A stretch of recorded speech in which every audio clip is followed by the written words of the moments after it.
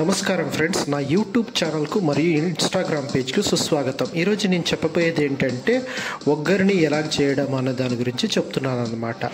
ఇది వచ్చేసి రాయలసీమ మరి కర్ణాటకలో ఫేమస్ అనమాట ఈ ఫుడ్. సో దాని గురించి ఈరోజు నేను చెప్తున్నాను.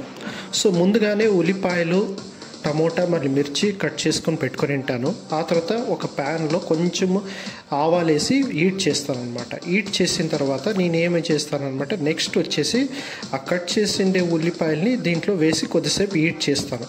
అది కొంచెం రంగు మారే వరకు, కొంచెం బ్రౌన్ అయ్యే వరకు చేసేసి ఆ తర్వాత నెక్స్ట్ ఏం చేస్తానంటే దానికి టమోటా మరి మిర్చిని వేసి ఇంకొద్దిగా హీట్ చేస్తాను.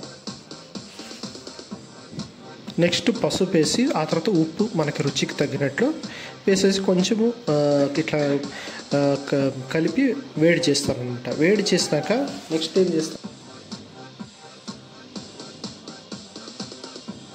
ముందుగానే మనం బొరుగులు నానపెట్టుకుని ఉంటాం కదా వాటర్లో, ఆ బొరుగులు తెచ్చి దీంట్లో వేస్తాను. వేసేసి కొంచెం మిక్స్ చేస్తాను. అప్పటికి మనకి రెడీగా ప్రిపేర్ అయ్యింది ఒగ్గరిని అనమాట. దీని ఒక 5 minutes వేడి చేస్తే చాలు, మనకి ఇంకా అయిపోతుంది ఒగ్గరిని. ఈ ఒగ్గరినితో పాటు మనకి మిరపకాయ బజ్జీ ఉన్నా కూడా చాలా టేస్ట్ అనేది అనిపిస్తుంది. ఈ మిరపకాయ బజ్జీ కోసం నేను నెక్స్ట్ వీడియోలో ట్రై చేస్తాను. అంతవరకు నా యూట్యూబ్ ఛానల్ సబ్స్క్రైబ్ చేసుకోండి. Thank you.